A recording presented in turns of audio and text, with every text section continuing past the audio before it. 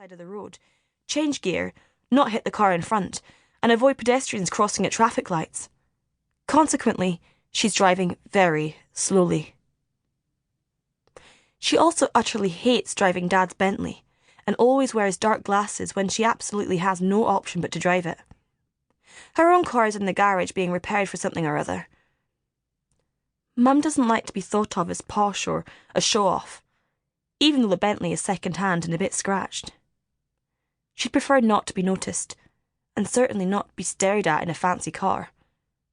She'd much rather be in the background, hiding in shadows or baking cakes.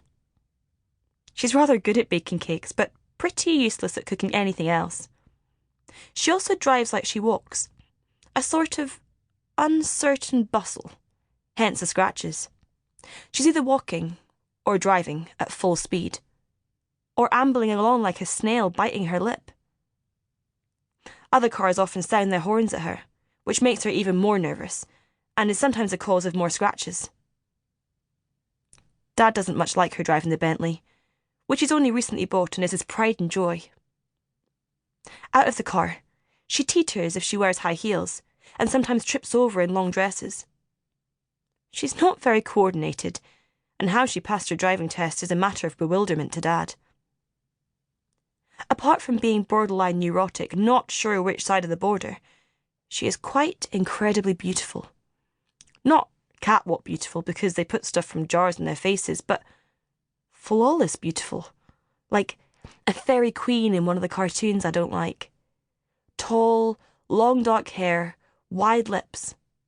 Dad calls them sensual, whatever that means, and large, oval, dark eyes.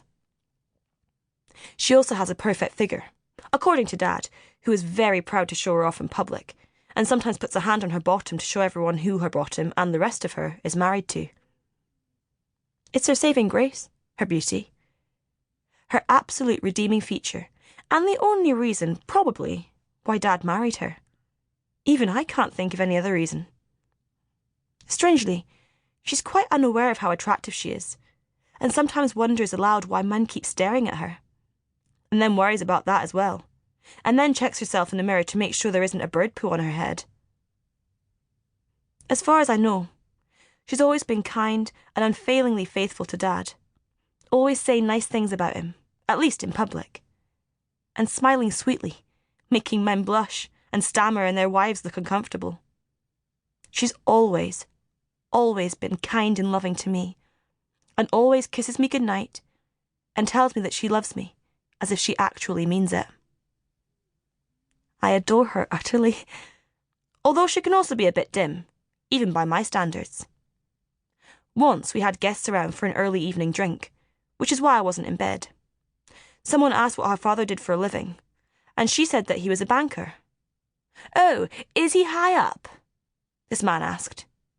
"Yes, he works on the 5th floor," she replied, to much laughter. Everyone thought she'd made a joke, but Mum doesn't do jokes.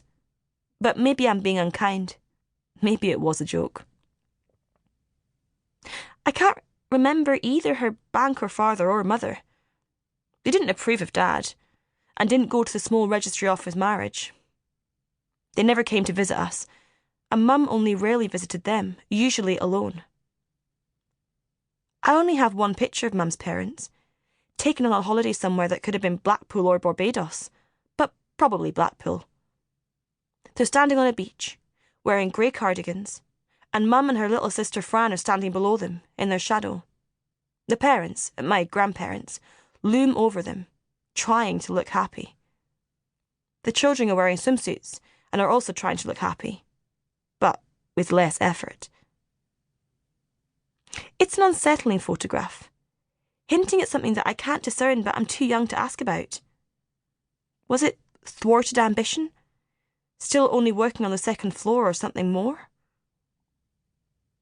Mum doesn't much talk about her parents, and I suspect that they didn't get on.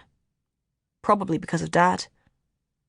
Shortly afterwards, they were both killed in a car accident, and Dad didn't bother going to the funeral. All I know about them is that they loved reading, according to Mum. Never without a book in their hands, she would say brightly.